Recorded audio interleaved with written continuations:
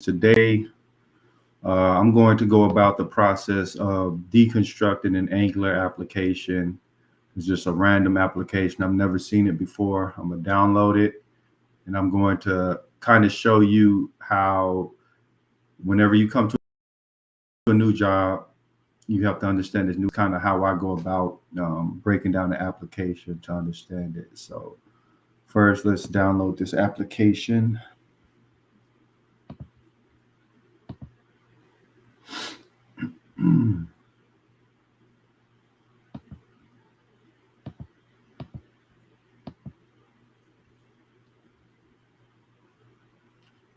Okay, now let's extract. And hey guys, if you have any questions, just feel free to ask.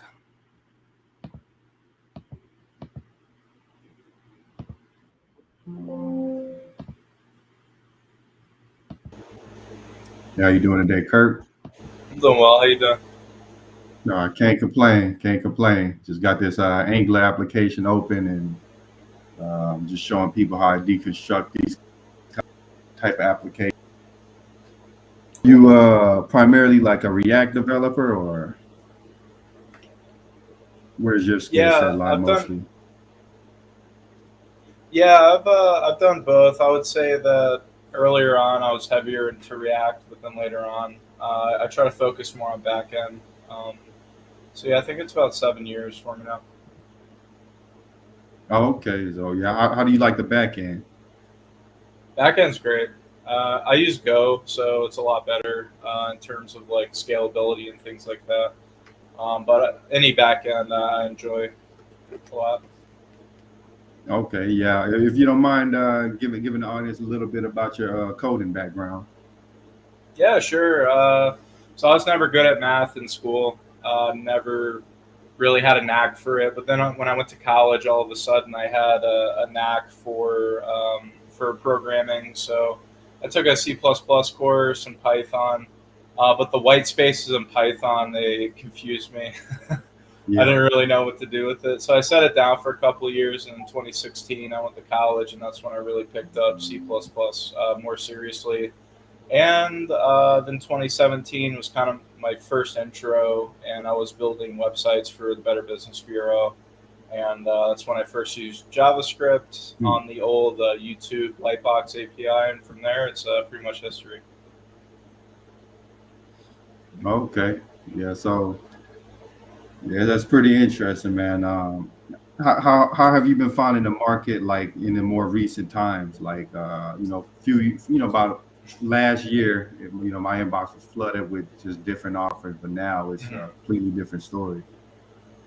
Yeah, I see the third world markets being much better. I see India exploding right now. I was actually just interviewed for a position that paid in rupees. I think they're going to pay me in Ethereum though. But yeah, it's really popping over there. However, here I would say it's more niche. So like Ulrich just said, Ruby's pretty big right now, just because the need for it for like Ruby 1, Ruby 2 developers. However, the JavaScript market is completely flooded. It's a seized engine, basically. Yeah. Golang is so specific. If you don't have Kubernetes experience, you will not be getting a Golang position, at least right now. I see DevOps really being the market to go to if you're going to market yourself. However, software, yeah, it's pretty much a slow go right now. Yeah, it's pretty interesting that you mentioned Ruby on Rails is making a comeback because I Yeah. know that market kind of blew up for a while, like just disappeared, and now it's coming back. Mhm. Is it more so like maintaining legacy applications, or is it more of like new development in Ruby? Yeah, I was interviewed by ServiceNow, and they had a position that they maintained Ruby 2 code in, and they weren't able. So part of it was Ruby 1, Ruby 2. So 3 by 3 doesn't have the backwards compatibility like people thought it would, and so yeah, there's a lot of speed, but unfortunately there just isn't the compatibility, and so I would find it's basically turning into like a small PHP basically, because there's a Mm. lot of it, and there's not the code base isn't as large of it on the internet, but it's so important because Puppet runs on it. So you find a lot of these legacy old systems utilizing Ruby. Okay. Yeah, that's really interesting. I had no idea it was making a comeback. So you kind of spoke on getting paid in rupees. Mhm. Like, how did you end up company across you? They just found me. Well, so I have a bot that I wrote. Actually, a guy at Red Hat wrote it, and I just basically fixed it. And there was a lot of like XML stuff I had to fix, and like some front end HTML. So I worked on that, and I just send out applications all over the place. So it goes around the world, all remote, all of America, Canada, Mexico. So I get all these crazy interviews. It's kind of cool, but yeah, that one was, I believe, from my bot that was applying for me. Oh wow. So you find like actually applying to these jobs that actually gets you through, because I know typically, you might have 1,000 people applying for the same job. I find like recruiters work the best for me, but I might have to, Mhm. adjust my strategy a bit. Yeah, I would say if you're just getting in there, if you need that first job to put on your resume, I would say make a bot and scrape LinkedIn and apply that way. But when you get some experience, when you're more, and especially if you have a niche subset, definitely use a recruiter. They're much more efficient, and you don't have to really do anything. However, with my scattered experience, I'm kind of a very wide breadth but very low depth in most areas. So recruiters aren't really like jumping on me, especially because I don't have certs and stuff. So Mm. So like so the lack of certifications that's been kind of limiting your job opportunities. yeah, yeah, I would. Yeah, if I did Node, if I just did React Node for the past 7 years, I would have already have broken in. Um, my understanding of concurrency and backend systems would not be as advanced. But work experience, I mean, you solve problems in the real world, and people who use Node or use Django, they're solving essentially the same problems. There's more niche things like pooling threads and stuff that are different. So I don't think the trade off is really worth it, but I did enjoy Go much more. So. Okay, interesting. Like, how's the interview process been going? Like, have you been getting a lot of interviews, and are you like usually get into a certain round and it ends, or how does that usually go for you? Yeah, it's really strange. Sometimes I'll get phone screened and ghosted. Some Hmm. I've in the past year I've made it to the last round. So I probably shouldn't name companies, but yeah, like a Fortune 500, I got to the last round with them, and it's just there's a lot of competition. These guys have like 15 years experience. They've studied leak code for the past year because they have the ability to take time off to do that, and it's hard Yeah. to go up against these guys. So what I understand is they needed somebody who knew Ruby, or that was really helpful, and so somebody beat Hmm. me out because I didn't do Odin project. I did a free code campus. So Okay. Then, so do you think like learning like a more of a niche technology like Ruby that'll help a newer developer get in the door because there's less competition? I think for backends, Ruby would be considered niche. However, I think across the landscape, it's more mainstream than something like Julia or something in machine learning. So I think it's useful. It's just people shy away from it because you're locked into Ruby on Rails, and you're not really going to have any choices. Where when people were picking Rails, they had Cake and stuff like that. And Laravel obviously is a big player now. So um, it it is niche for backends. There's not a lot of it, but the code is so important. So if you know something like that, then the value is really high on it. And so if you pick a niche tech, pick one that's high value, but be prepared to not work in it for the next 2 years, and just study it on constantly on your free time. However, I would just pick a technology that was more widespread, like C sharp or Node. Got you. Yeah, we have somebody asking you, what is your LinkedIn? Oh, yeah, it's Kirk Lincoln 91. So yeah, just Yeah, if you could able just to. paste in this chat here, I'll put it in the comments so they could Oh, sure. get to it. Yeah, I can do this. Okay. Yeah, I've worked quite a while, and I've worked with people who worked at Apple. They've done a lot of cool stuff, but I just haven't really had that first position that invested in me.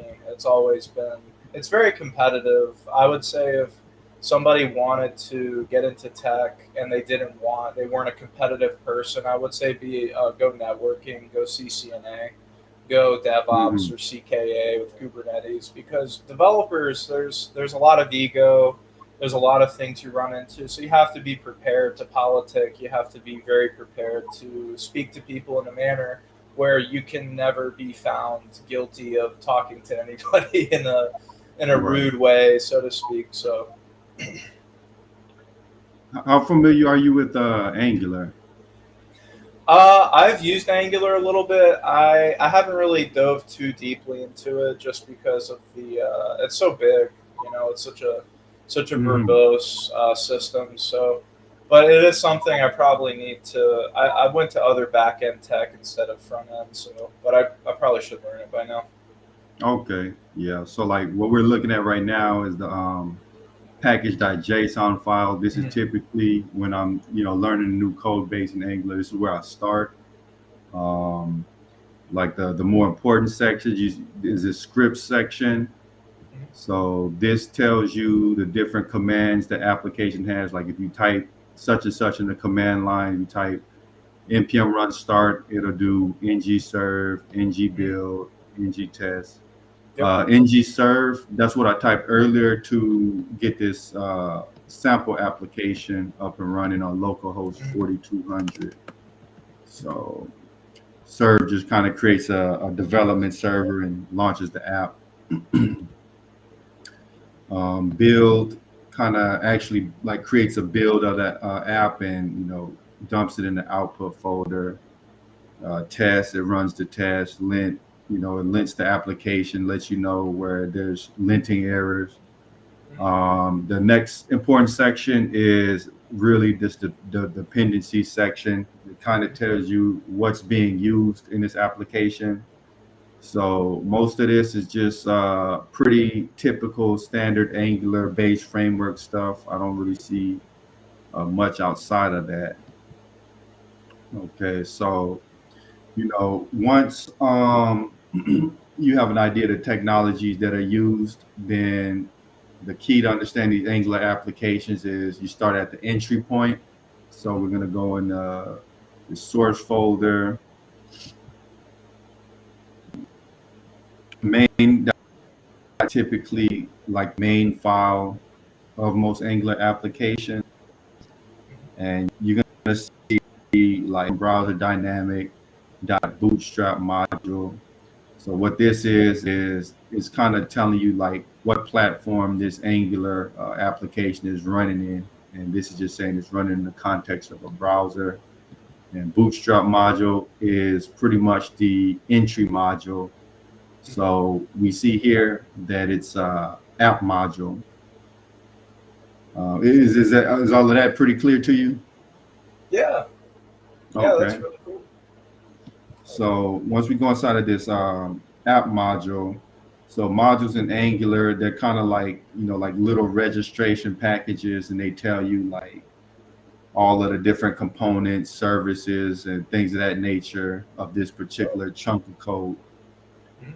So inside this main app module, you see we have like a header component, footer component, this browser module. this app routing module, and HTTP client module. So this HTTP client module, this is imported so we could do HTTP calls through the Angular framework Okay. browser module. We just looked at that one. That's telling you that this application is running in the context of the browser, but you could also do something like, you're running in like a kind of like mobile, like kind of like a React Native type of thing. Oh. Uh, I forget what I think it's called native script. There's like the Mm. Angular rendition of React Native, and so we know that there's a couple of components here: header and footer, and then app routing. So what providers is this tells you like the different dependencies that get registered. Are you familiar with dependency injection? Mhm. I am. Okay. So yeah, this is the kind of this is where you register the different dependencies that can get injected. But yeah, let's Okay. go to the Does this it app. Oh, go ahead. does the dependency array, does it wait for the rendering of that, or is it just saying we're dependent upon these components being found? Yeah. So at this point right now, these dependencies are just being registered for use later. Oh, Um, okay. inside that like this app.component.ts. Well, inside of any component where dependency gets injected is Angular uses constructor injection. Okay. So for example, constructor, and then you'll do something like, private app service, and then app service. So app service will get injected into this variable here. Let me see Okay. if there's any. Sure. Let me respond to this comment real quick.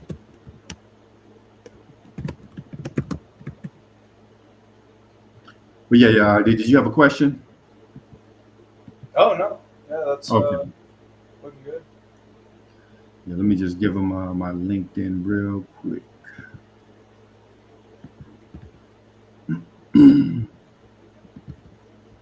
Okay, yeah. So kind of getting back to the code now. So this app component, this is the primary component. Um, like here, you can see that we have this app.component.html. This is the template, and then this is the selector. So this is the HTML tag that you would use when you want to use this particular component. So let's take a Okay. look inside the template.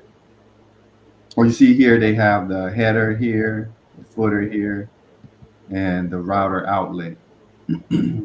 So the router outlet is where all of the different routes get rendered. Um, this is obviously the header, and this is the footer. So like when I'm starting with a brand new code base, what I like to do is kind of eliminate all of the like isolate things and eliminate all the other things so I can kind of see how each piece works in isolation. Yep. So like what I like to do. So here we'll just comment these two out, save it, and now we just have just the header here. Yep. So what we're gonna do, we're gonna go into let's go into the header here. So I'm pushing Control P, and this brings this window up, and I can kind of just search. It makes it really easy to search for a file that I'm looking for. Mhm.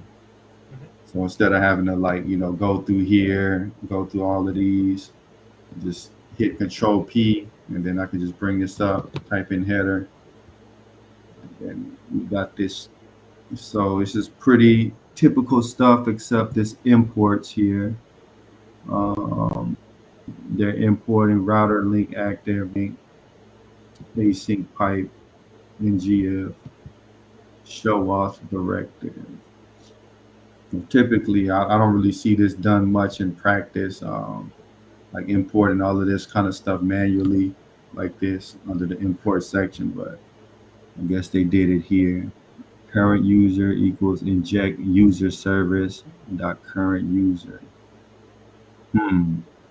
So yeah, it looks like here they did like some kind of manual dependency injection where they're injecting user service, but realistically, in most applications, you're going to see something like this. So private user service. And here is we want to inject this user service dependency into this user service variable. And for Angular to uh, know that we're trying to do dependency injection, you have to put private in front. Okay. Is that the only thing private's for, or is it used for other things? Yeah, you can use it for other things if you just want to keep this private and don't have anything else be able to reach it. But this definitely lets Angular know that this is potential dependency injection. Oh, okay, I see. Very cool. So let's see. So what they're doing here, it looks like okay after they inject the user service, they're getting a current user, and you can see this is an observable. So this is really, RxJS. So Hmm. they're subscribing to this. So I bet you if you look in header.component.html, you're going to see current user $sign, the pipe, and then async. So let's see if we see that.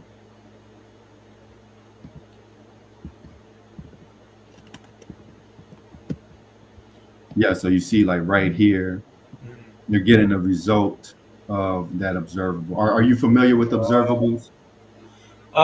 Yeah, I think I'm using it right now in React Native. It's called MobX. Okay. That uses an observed model. I'm not an expert on it. I do need to learn more about it. But yeah, if you want to explain. Okay, sure. So observables, they're kind of like a more advanced version of promises. It's like a Mhm. async programming mechanism. Okay. Um, so you have the observer pattern. Like you have this thing that emits data, and then you have subscribers that Hmm. look at this thing that emits data, and when this item emits data, all the subscribers they receive the data and they do something with it. So it's Okay. pretty much like the pub sub type of pattern is really similar to that. Yeah. Um, you know, in Angular with RxJS, observables, they also have this thing called pipes. So Mhm. in between a data source and a subscriber, you have these pipes which allow you to transform the data before it reaches these subscribers. So if you need to manipulate the Oh. data a little bit, Mhm. like say for example, we have a search function and somebody is typing and you want to do the type ahead thing and Mhm. you don't want to hit the database on every key up.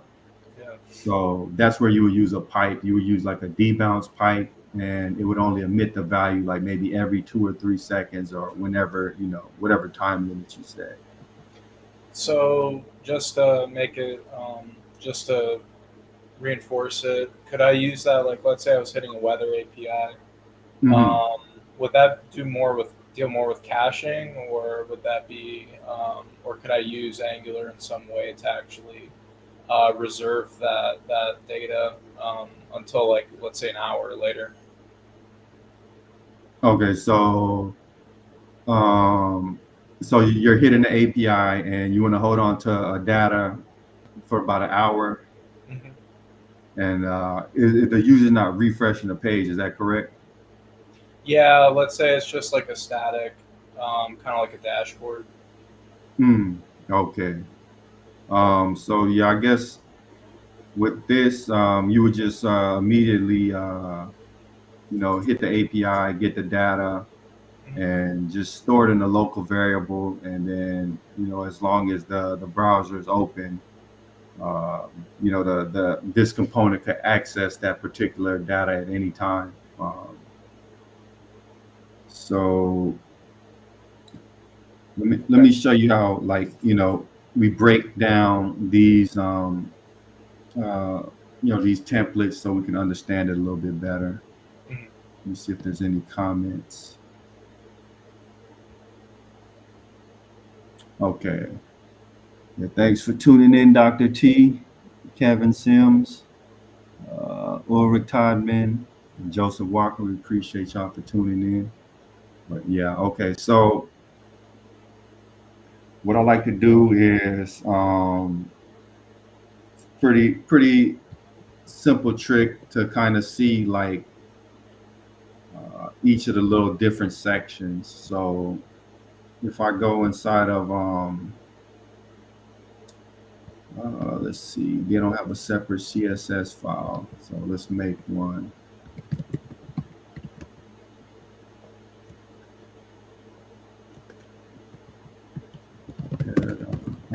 Component.scss.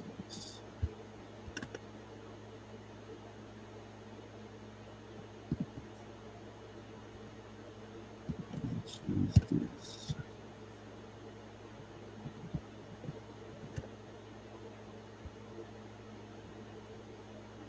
Um, when you use VS Code, do you use like a Git Bash, or do you usually use like the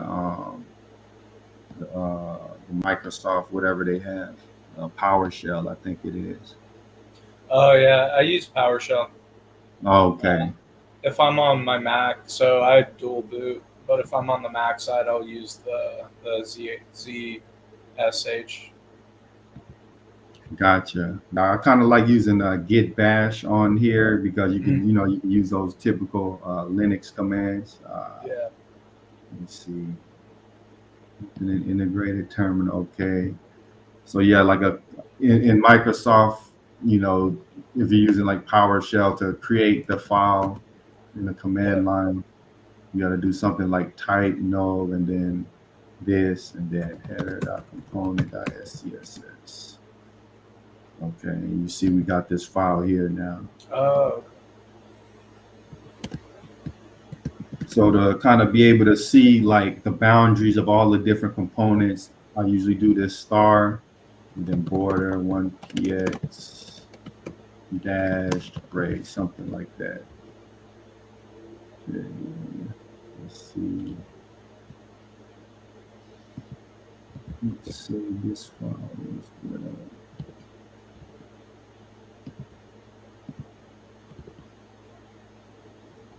Expect the closing tag UL.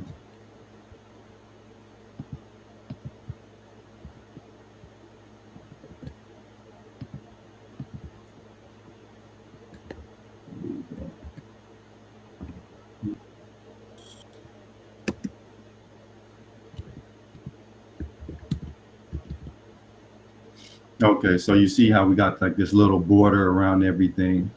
yeah. Kind of makes it easier to see what each thing is doing. So let's see. So if I comment this out, you see, okay, so that takes the brand out. So like, if you're coming into an already existing code base and nothing's labeled, you might want to do something like, begin brand here. This is what I kind of do to be able to understand where each component is in relation to everything. And now we have a list, which is all of these. So home, sign in, sign up. Are you familiar with routing in Angular?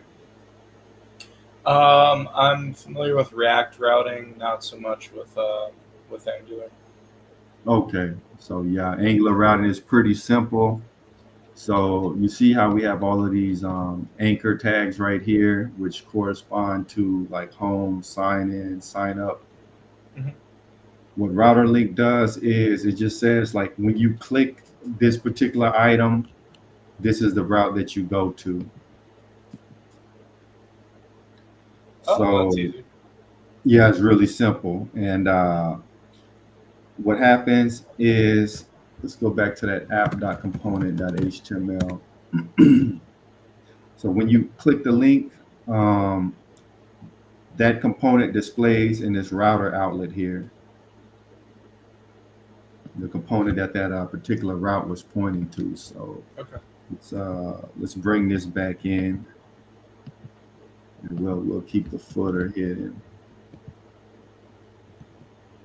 So you see once you click these different things. So interestingly enough, if you put two router outlets there, it's gonna show that component twice. So let me just show you. Mm. So you see conduit, and then actually, let's see, it didn't display twice. Hmm. I'm surprised. Maybe they fixed that in the latest version. But Maybe do it's you, rendering behind it. do you know what a single page application is? Mm-hmm. Spot. Oh, yeah. So for the audience that doesn't know, you mind giving them an explanation? Sure. Yeah. A single page application. It's essentially everything is going to render all in the same like tier level, and there's not much depth to them. And even now, they try to separate the rendering of different components, and they are used. I would say they're more for applications that won't refresh. They're pretty common in there, but also like informational web pages. That could be considered a spa as well if it has like a form on it or something. Right. So, like, the old school web, like maybe like back in the 90s, if you hit a particular route, the, you would notice like the whole page would refresh. Yeah. Yep. So, like, what a single page application does is like it'll load the application, but like when you're clicking the different routes, instead of refreshing the page, it's just using JavaScript to replace a component versus like completely reloading the page. I see. So you remember like maybe 5 years ago or so, you would see like kind of like URLs, uh, Yeah. like with a hash mark, something like Hmm. that. So yeah, in the more modern version, um, they got rid of it, and you can use these routes directly.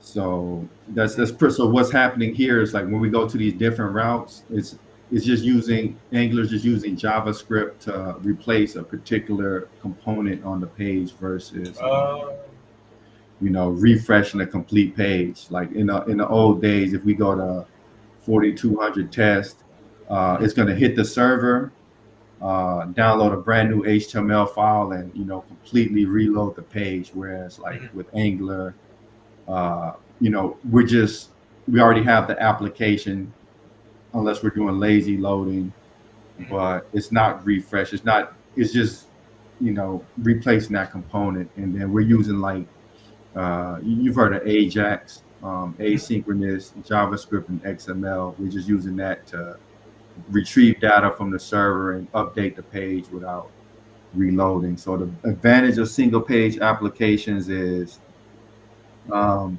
it's the more modern dynamic web. It's like a really bad user experience if every time you navigate to a new route that the whole page is refreshing. Yeah. Yeah. One time I saw this React app that instead of making a new page named as a component and putting it into app as a route, they or putting a widget into it and like injecting that into the page, they would copy and paste the whole React app and name it something else, and then so each time there was like a new app that was being there's a new app being rendered for the full page. So yeah, that's need to look more into the rendering model. Yeah, exactly.